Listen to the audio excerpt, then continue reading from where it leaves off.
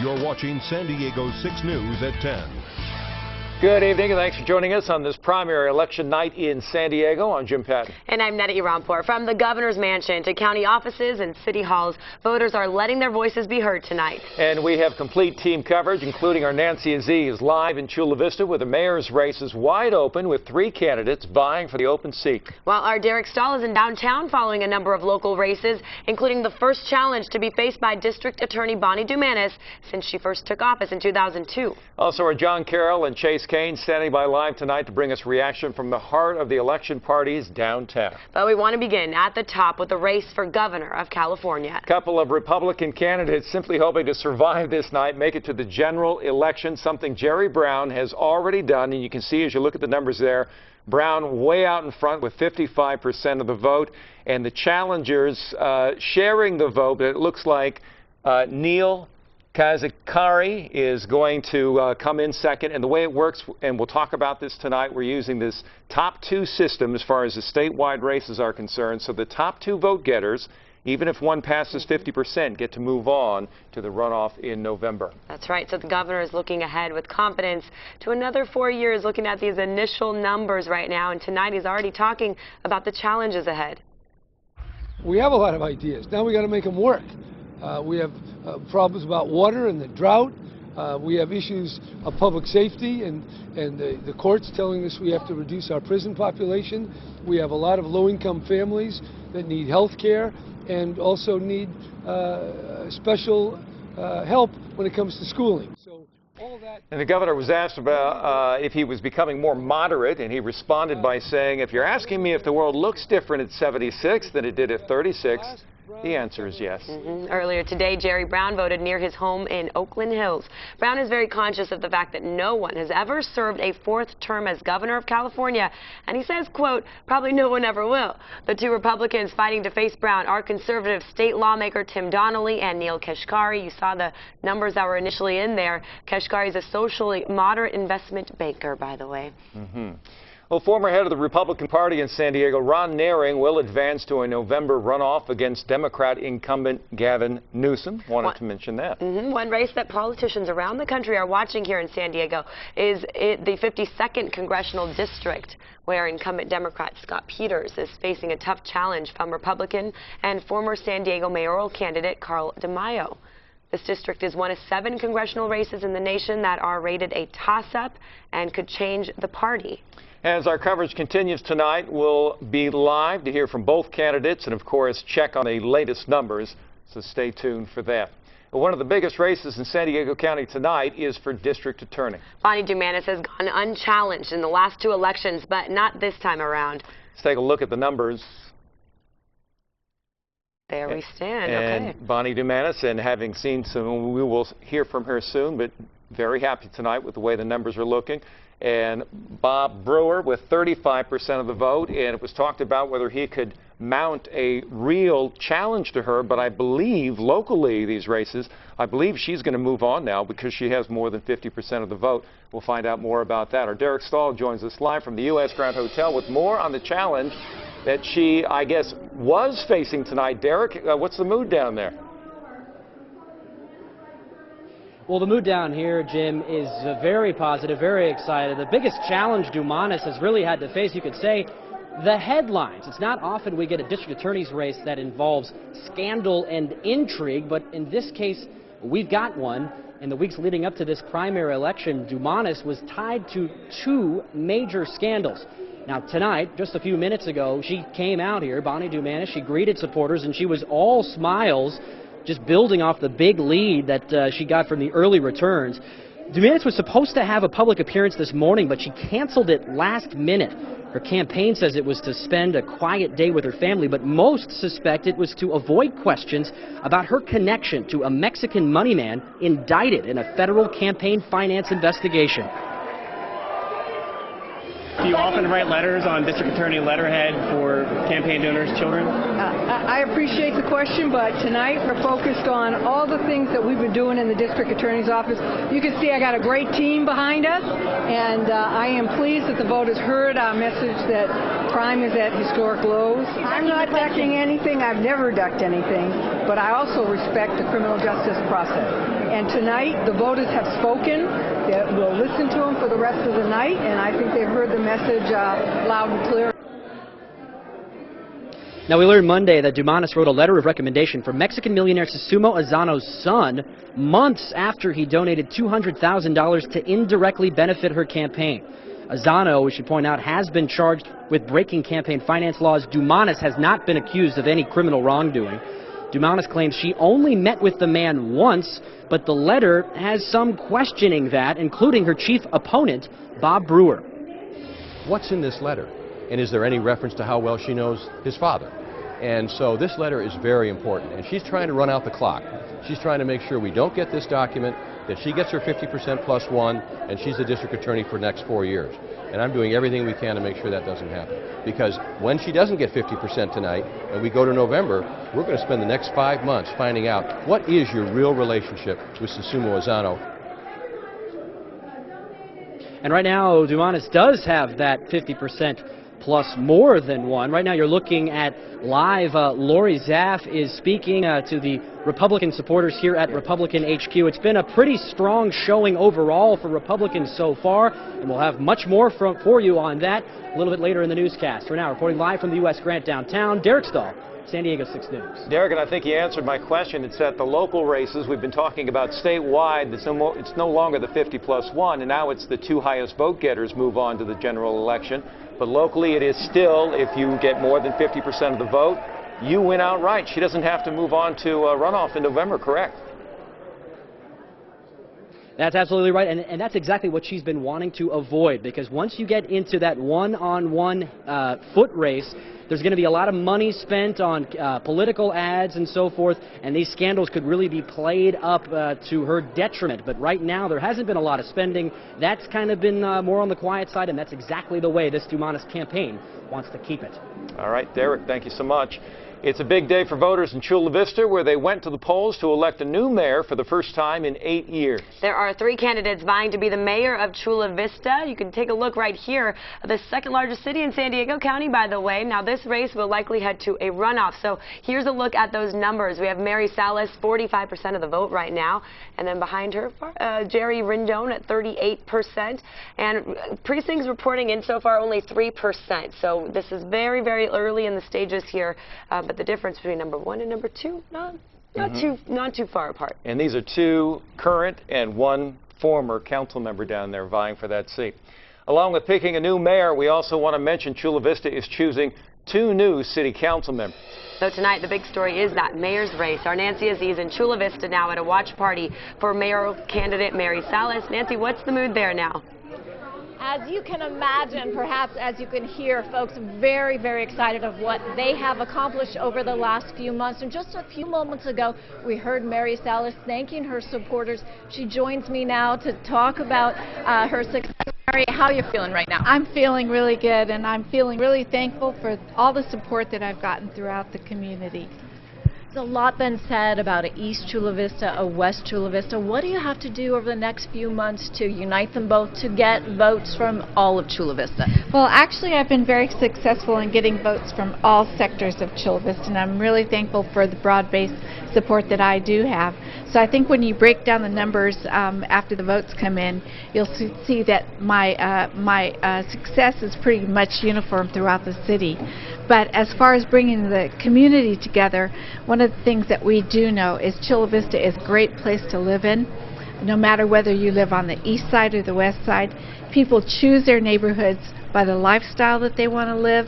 And certainly I live on the west side. I love it. We're in the west side right now, and we have beautiful communities to the east. And we have so many opportunities for the city of Chula Vista in the next 8 years. Thank you so much for joining us.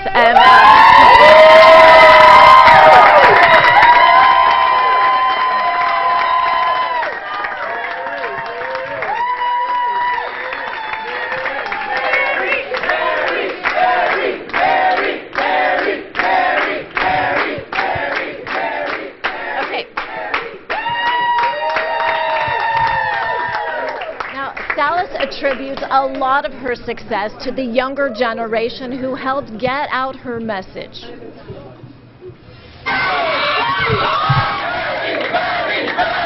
guys are awesome. Teens from Chula Vista High School went door-to-door campaigning for Salas. Tonight they celebrated, and this is how they celebrated, cheering and hollering when the results first came out. Now, the video that we're showing you was from a party to celebrate what they had done earlier tonight. They say Salas is the best candidate that represents their future. Like I was saying, very excited that we have such a great group of students with us. Yeah, they're the biggest support we have. And the second vote getter with 37% of the vote is Jerry Rendon. We caught up with him earlier in the day, and he talked about how he intends to represent Chula Vista. And it's important that both parts of the city feel united. And with two of the biggest projects on horizon, one's going to really impact positively the west side, and that, of course, is the Bayfront, which I want to get that done and going. The other, of course, is the university on the east side, because Chula Vista is one city, and we have to have them feel that they partner together. And right now, Pamela Ben-Susan, who is also a city council member, is in third place. Now, another race here in Chula Vista is for 2 city council seats, and we will have more on that live at 10:30. For now, I'm live in Chula Vista. Nancy Aziz, back to you. Wow, great to see so much excitement for this city race. Nancy, thank you very much.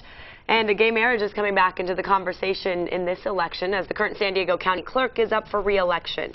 Ernest Dronenberg, as you take a look at the numbers there, well in the lead right now with 59% of the vote.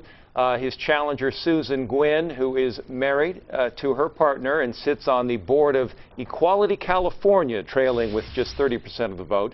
Now, Dronenberg, as you'll recall, ended up in the spotlight last year when he decided to stop issuing marriage licenses to same-sex couples while the courts considered the legality of Proposition 8. A recent survey of local voters found that Dronenberg was backed by older, more conservative voters, while his challenger, Susan Gwynn, was backed by more liberal-leaning women of lower income levels. Although Dronenberg has a sizable lead right now, as we just pointed out, political analysts were predicting that this race would go to a runoff. Interesting race there. Now, 2 ballot measures that San Diego City voters are considering are Propositions B and C. So here's the numbers on the Proposition B here. This is, of course, affecting Barrio Logan, the community plans, where they're going to continue the future of Barrio Logan, where to put industrial or some housing. And right now it looks like no is in the lead against Proposition B at 58% versus 42% who are for it. Yeah, the controversy here has been whether the homes and the industrial interests at the shoreline were too close together, and that was causing illnesses among children that live in the area, and whether they should be separated. But those against, who are leading right now, would argue that it's actually the freeway causing the problem, not the industrial concerns, and that if you do what you want to do, you're going to cause a lot of people to lose their jobs. And this is the first time in history that the plans for a community is actually decided by the voters here. So that is with 17% of the precincts reporting. We'll continue to keep an eye on that. We are, of course, covering other news tonight. Coming up, stopping laser pointers from being aimed at aircraft, why the FBI is offering money to put an end to this dangerous crime against pilots. And on the election, Carl DeMaio and Scott Peters go head-to-head for a spot in the 52nd Congressional District, what both candidates say they'll bring to the table. And for complete election results and to keep up with our election night coverage, you can always check on our website, sandiego6.com, or Facebook and our Twitter accounts.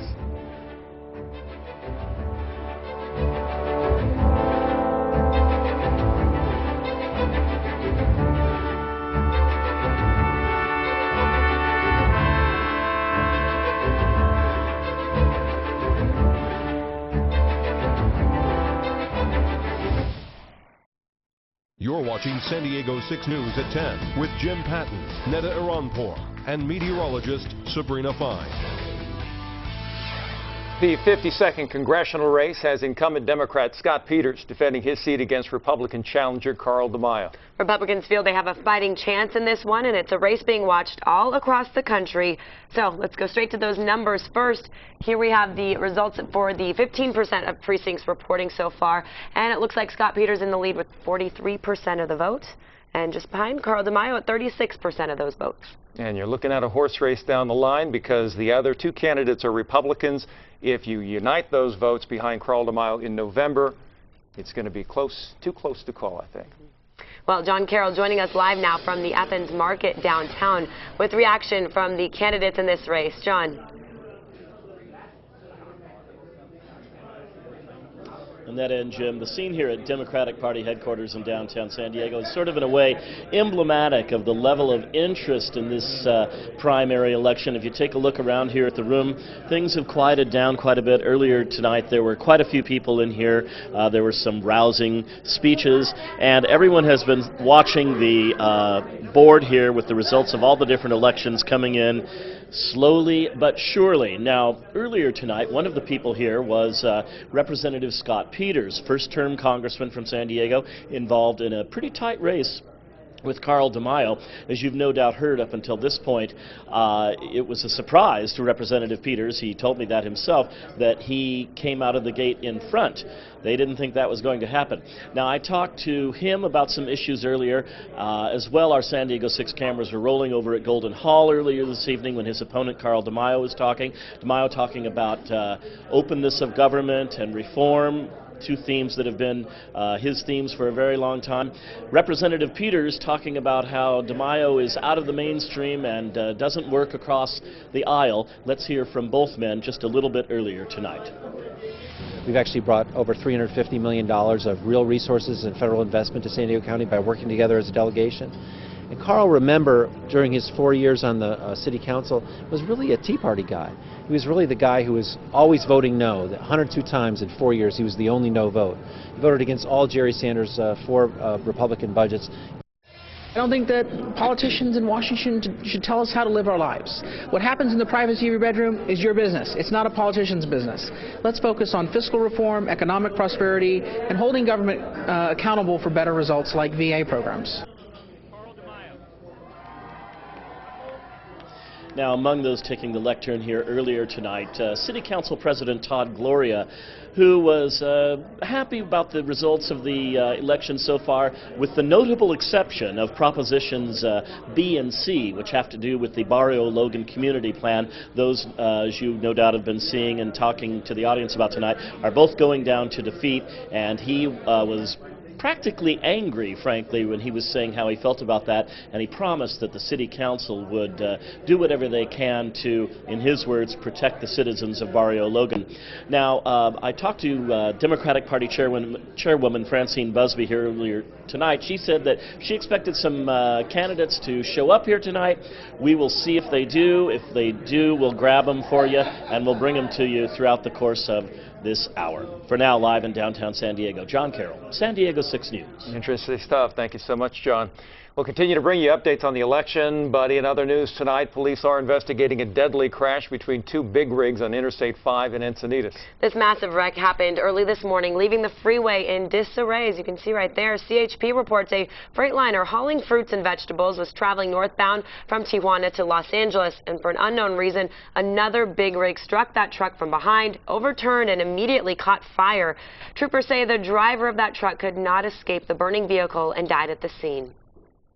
It definitely was pretty gruesome because unfortunately the driver didn't have the ability to escape the cab. There was really nothing that he could do. The impact was so significant into the big rig in front of him that his whole front cab was completely obliterated. Both the semi-trucks here were fully loaded with produce, diesel fuel, and debris from about 50,000 pounds of produce was scattered all across the roadway. A hazmat team came to clean up the spill. The Interstate 5 southbound was shut down for several hours, but all lanes reopened this afternoon. Man accused of stabbing his mother to death and injuring his younger brother is expected in court tomorrow. Mohammed Rad Agab was supposed to be arraigned in court today, but his hearing was rescheduled because of medical issues. Police say the 20-year-old attacked his family members in their El Cajon apartment last week. Officers found the 39-year-old woman dead on the staircase and the 14-year-old boy in a nearby parking lot with stab wounds. Agab is facing murder and premeditated attempted murder charges. For nearly 30 years, the 4th of July fireworks have attracted as many as 20,000 people down to the popular La Jolla Cove. but this year it may not happen. It's going to take about $30,000 to pay for these fireworks and necessary permits. As of a few days ago, the La Jolla Fireworks Foundation did not have the money. Several residents and hotel owners are trying now to get the word out and raise money to save that show. A canceled show would be a major disappointment for people who book a reservation at George's, for example. They're booking months in advance to get a good view from the outdoor patio. People have been calling, and we're saying we don't think it's going to happen. We'll take your name, and we'll let you know if we find out differently. Now, they're expected to find out if it will happen within the next couple of days. Until then, there's just a slight glimmer of hope that the show will go on. And other big news are weather, not our weather, but in the plains it sounds like. What's going on out there? Yeah, there's actually some evacuations there because of some flooding as far as severe weather is concerned when you check out this video. Many people had to leave their homes. Look at this rapid rising water. In fact, we did see flood watch posted all the way through Wednesday. Severe weather, there have been about 12 tornadoes reported. Right now there is one tornado on the ground out over toward Missouri. Hopefully your relatives and friends there are safe and in some storm shelters, although severe weather will continue through the night for them until about 1 o'clock their time. For us, we're talking about mostly clear skies. In fact, temperatures now sitting about into the 60s for us, noticing them around 68 degrees with mostly clear conditions. Winds about 6 miles per hour, although they are forecasted to turn breezy yet again for us tomorrow. It's all as we really continue to watch this onshore flow. Very weak onshore flow, though. We'll continue to watch our winds probably rolling in around 10 to 15 miles per hour along the coastline, and then we'll end up seeing about 20-mile-per-hour winds out over toward the mountain communities, and all of that's just going to try to usher in drier air. We'll end up seeing beautiful sunny skies once that marine layer clears, which should happen at around 8 a.m. In the tropics, still watching Tropical Storm Boris. This one only about 85 miles away from Salina Cruz in Mexico. Tropical storm warnings are up from Salina Cruz all the way out over toward Guatemala,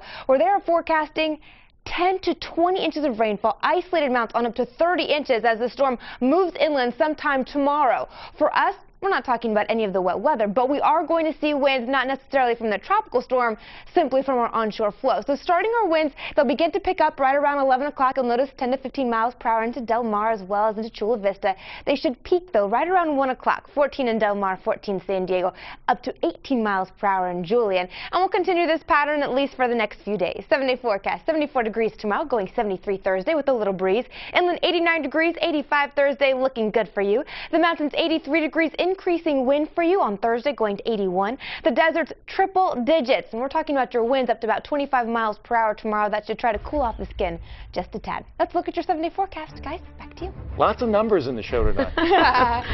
All right, thanks, Sabrina. Straight ahead, hey, more numbers. Salaries on the rise. They already had the highest minimum wage. Now Washington State going up by even more. How much? Next.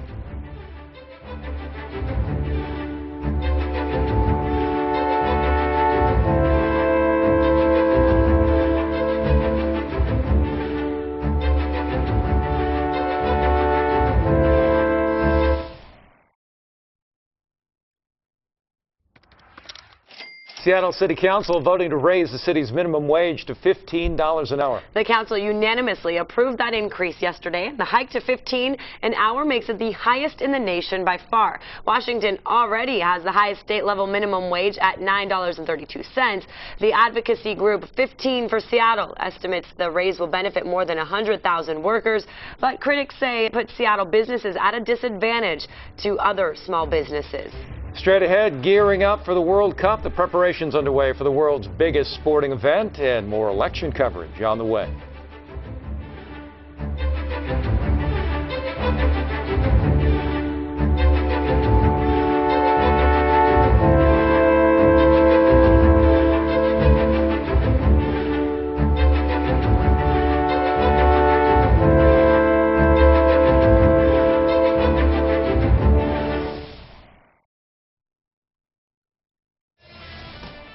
The countdown is on as Brazil gets set to host the World Cup next week. Soccer fans are gearing up for what is the world's biggest sporting event. Brazilian President Dilma Rousseff showed off this. That's the World Cup trophy. This was presented at a press conference. She says Brazil is ready, even though there are still concerns over whether everything will be finished on time.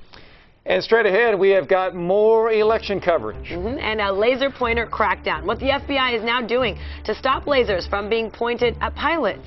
And what the U.S. soldier who was recently released by the Taliban is now being accused of.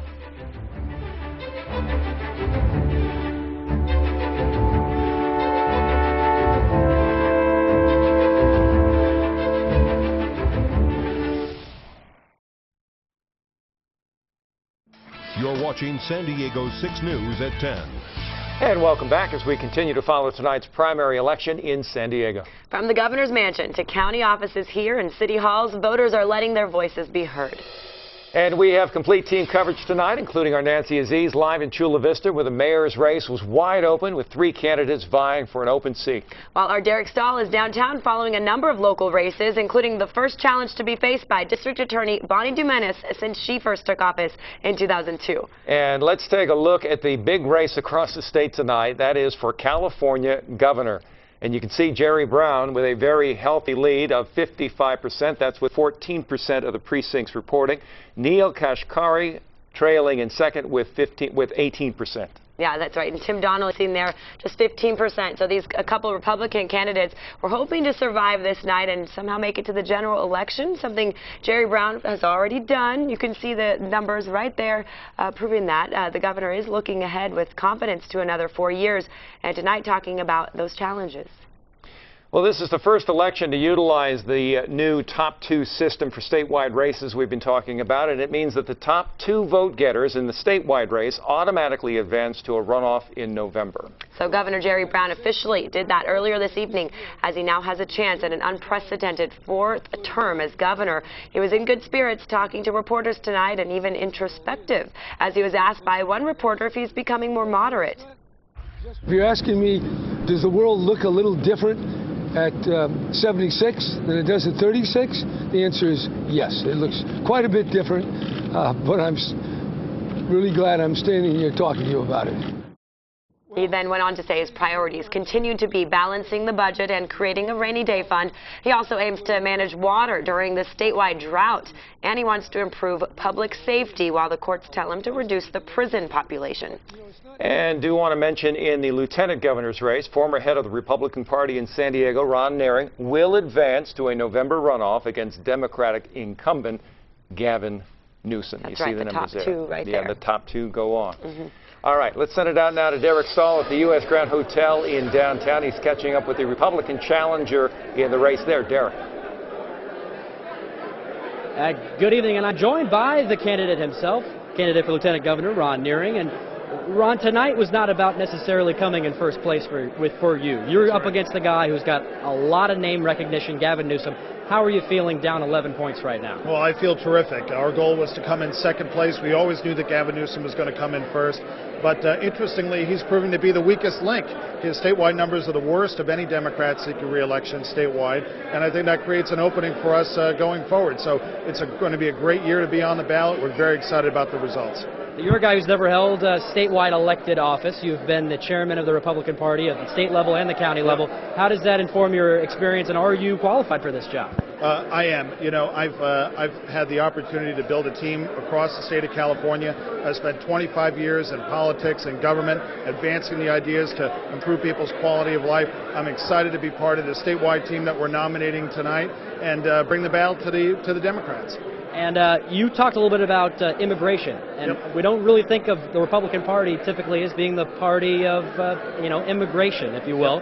How are you going to reach out and get those votes, especially down here in the San Diego region where we're so close to the border? Yeah, well, everyone needs to know my story, and the story of my family. My parents came here in 1961, German immigrants, didn't speak any English here at all. I understand the challenges that immigrants' families go through, and my parents chose the Republican Party. They joined the Republican Party as a party of freedom and opportunity. We have to get back to that, and that's what this campaign is going to be about, front and center. Ron Nehring, candidate for Lieutenant Governor, thank you so much for your time. Appreciate it. Running against Gavin Newsom, we'll send it back to you in the studio. All right, Derek, thank you so much. And a major race we are following in San Diego County is the district attorney's race. Let's take a look at the numbers there. All right, looks like Bonnie Dumenis in the lead, 55% of the votes. Now, this is still early. Precincts reporting 13%, but we saw earlier during Derek's live shot, it looks like she was celebrating prior to about an hour or so ago. I think she believes she's going to win outright tonight. The local races, 50% plus 1 vote gets you the whole thing. I think she sees herself on the road to doing that. As you said, though, only 13% of the precincts reporting. So we'll continue to watch the numbers and see how it goes. Now, we are tracking all of the local races this evening, and you can find up-to-the-minute results on our website, sandiego6.com. Now we're going to join Chase Kane. He's live at Election Central, Golden Hall. Chase, what's going on out there? Well, there's a very interesting dynamic happening here in the room. We want to show this to you. We'll pan the camera here to the left, and you see the group of people that's clustered there with those blue and white Carl DeMaio signs. He is, of course, the Republican who is running for the 52nd District in Congress. You can probably hear them making some noise right now. What this group has been doing for about the past hour or so is that everywhere Scott Peters has gone, he's the Democrat, he's the incumbent, he's also leading this race. Everywhere Scott Peters goes, these Carl DeMaio supporters have been right behind, holding up their signs, chanting. They're chanting Carl right now, trying to sort of overshadow the fact that Scott Peters does have about a 7% lead in that race, but still not 50%. So that's been an interesting thing that we've been watching this evening. But one of the other big races here, at least in San Diego, is Propositions B and C, which relate to the Barrio Logan, which if they were approved, it would have basically meant that zoning in that area would change, where residential and industrial would have to be separated from one another. But so far the results have been very overwhelming in the other direction. Nearly 60% of people have been voting no so far on Propositions B and C. We talked to people from both sides, including Mayor Falconer, who's one of the people who's been urging residents to vote against B and C. I'm also excited to see, the strong support for the maritime industry and the quality of jobs that it represents for thousands of San Diegans that have relied on that for literally decades. I think we have a real opportunity now to come together, bring both sides together, that has a plan that will work for the Barrio Logan community, and I'm looking forward to doing that.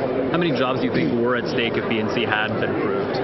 Well, I think there's no doubt that when you look at one of the largest economic engines in the San Diego area, the maritime and those jobs, literally, tens of thousands of jobs. And so the fact that we're able to make sure that we can keep those jobs, do a community plan that makes sense, give the neighborhood the protections that it deserves. I'm actually more optimistic than I have been that we can reach that right balance. And I think that's important. I think that was a very strong message that was sent from San Diegans tonight. The plan actually creates new jobs because there was more industrial acreage as well as commercial acreage added to the new plan. So the city's own study concluded that it would create jobs. Unfortunately, the no B and C had more funding, and they were able to spread the lies throughout the city. So those people who obviously wanted you to vote for Propositions B and C, very disappointed, but they say that they are going to get right back to work tomorrow, meeting with David Alvarez, City Councilman, and Todd Gloria, City Council leader. They say they're going to meet with those two guys tomorrow to hopefully try and do really whatever they can to overcome what the voters appear to be deciding tonight, which is to vote down Propositions B and C. One last thing I want to mention before we toss it back to you guys is a couple of the political people here in the room have been making comments about how they feel that a large number of voters have been rather uninformed before they headed to the polls. Obviously, low voter turnout, something we've been talking about for days, but particularly with the Secretary of State's race, Leland Yee, a state senator out of the Bay Area, was still on the ballot even though he had removed himself from the race as he's facing federal conviction charges, and more than 10% of voters are still voting for Leland Yee, and that's something that people here in the room have been pointing out, just saying that people here in this primary really haven't paid attention to a lot of the races. Netta and Jim. All right, Chase, thank you so much. Also interesting what he said off the top there as we hear the shouting going on with Carl DeMaio's people, I guess. They're following? Yeah, following the opponents. People? Yeah, and Who can yell louder? Is that what it's all about? What if your politeness may count somewhat? Anyway, coming up, boy, controversy is stirring surrounding the U.S. prisoner of war who was recently released. But first, how the FBI is cracking down in efforts to stop people from pointing lasers at planes. And for complete election results and to keep up with our election night coverage, check out our website, sandiego6.com, and we have updates on Facebook and on our Twitter accounts.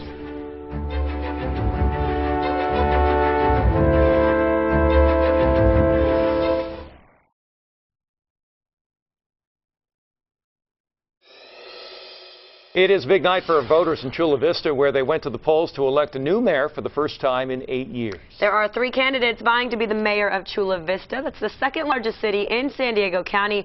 So here's a look now at those numbers. This race will likely head to a runoff. We're looking at Mary Salas there with 45% of the vote, and then Jerry Rendon at 38% here.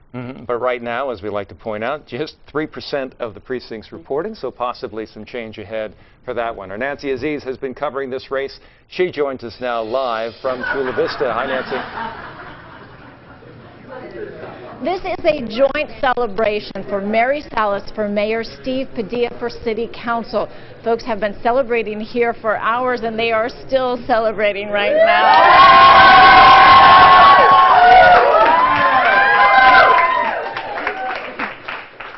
The 12 candidates are vying for those 2 city council spots. Right now, we do have John McCann. He is in the lead for one of those council spots by 8 percentage points. But Steve Padilla thinks he can take him come November. He is in second place for that seat, and he joins me now.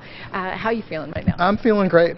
We're feeling very, very, very humbled and grateful for the tremendous amount of support we've got all over this community. It's a community I've given my life to. It's given everything to me, given every opportunity to me. And tonight these numbers just tell us that we're in the playoffs, and we expect to get the ball on the field and put the ball in the end zone, in the right end zone. We expect to win. And what do you have? What do you have to offer over your opponent that you think that Chula Vista needs? Chula Vista needs a city council that believes in partnership. Needs a city council members who believe in building bridges and building coalitions, bringing people together who don't always see eye to eye in order to deliver results for people. And I think that's going to be the difference in this race, is the kind of leadership we want on the city council. Thank you so much for joining us, and good luck to you come November. Now, as we mentioned, there is also a second city council seat. Right now, Patricia Aguilar has 50% and Dan Smith with 17%. And again, as you can see, these folks have been celebrating for some time, and they will continue to celebrate. Lots of cheering, and I want to remind you that for the latest in all the races around the county tonight, you can go to our website, sandiego6.com. Well, the FBI trying to crack down on people aiming laser pointers at planes. Our Natasha Sweet reports on a new $10,000 reward being offered if you lead officers to an arrest. They think that this is fun. The power of a handheld laser beam is so intense it can cause serious health effects like blinding and nerve damage. Emily Ye, FBI San Diego Public Affairs Specialist. Laser strikes against pilots can blind pilots, and that could have potential impact on the passengers, the public below, and the pilots. The FBI and the Federal Aviation Administration have been monitoring cases of people deliberately pointing handheld lasers at planes since 2005. Federal officials found a whopping 1,100% increase. Many are alarmed to hear that laser striking is a federal offense. Perpetrators can face up to $11,000 in fines and even up to 5 years in jail. But the FBI says that incidents dramatically decrease through awareness. So then we implemented this laser strike campaign in 12 field offices as a pilot program, and from that we saw a 19% decrease in laser strikes. Last year, San Diego reported 61 cases of laser strikes. So far this year, there have only been 22 incidents. A lot of people don't realize that these laser strikes can be that debilitating and have these real-life consequences. Natasha Sweet, San Diego 6 News. The prisoner of war who's released by the Taliban was accused of being a deserter. His release stirring up a lot of controversy. Bergdahl left his equipment and walked out on his platoon, and his oath to the United States, so he definitely isn't a hero. He definitely is a deserter. Matthew Vierkant, who you just heard from, served with Sergeant Bo Bergdahl and is now represented by a Republican strategist. The Army will ask Bergdahl about reports he may have tried to escape, but was recaptured during what they're calling a comprehensive coordinated review that's to come. Today, President Obama defended the decision to get Bergdahl out of Taliban control. Regardless of the circumstances, whatever those circumstances may turn out to be, we still get an American soldier back if he's held in captivity. Period. Full stop. We don't condition that. The political controversy drove the nation's highest-ranking officer, General Martin Dempsey, chairman of the Joint Chiefs of Staff, to respond on his Facebook page, saying, like American, he is innocent until proven guilty. Our Army's leaders will not look away from misconduct if it occurred. And we have got more news straight ahead. Stay with us.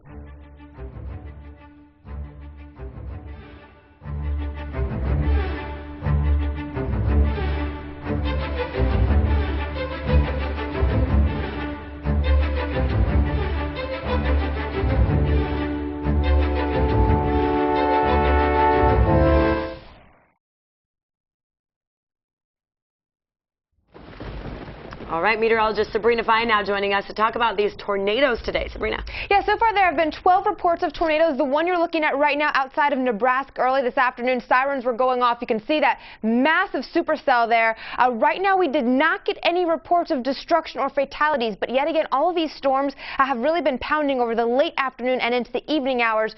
So storm crews are going to have to go out tomorrow and sort of get a better analysis of this for you tomorrow. For us, though, we, of course, are not talking about severe weather. We're just continuing with our above average temperatures for us. And with that, we'll notice our temperature today, 76 degrees, normally only 69. We will continue above normal for the 11th consecutive day on into tomorrow. Right now, good evening to you out over towards San Diego into the upper 60s, the low 60s on into Alpine. Winds are pretty much in the single digits along the coastline. You could see them up to 13 in Julian.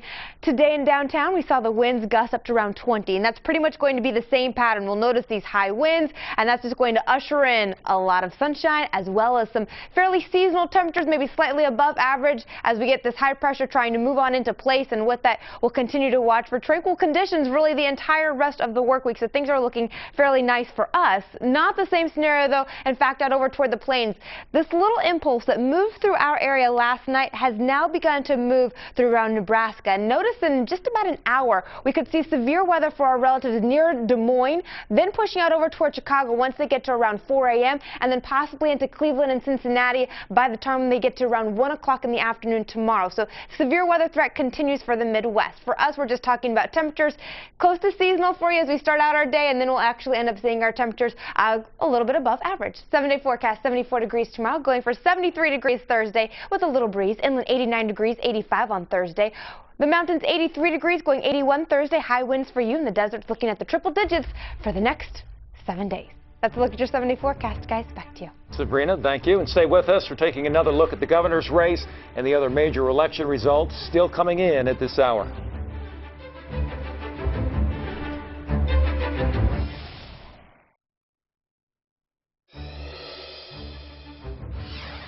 All right, I want to take a last look at where the numbers stand in the governor's race tonight, and you can see that the governor has 55% of the vote. That is now with 30% of the precincts reporting. Neil Kashkari looks like he will come in second, would go into a runoff with the governor.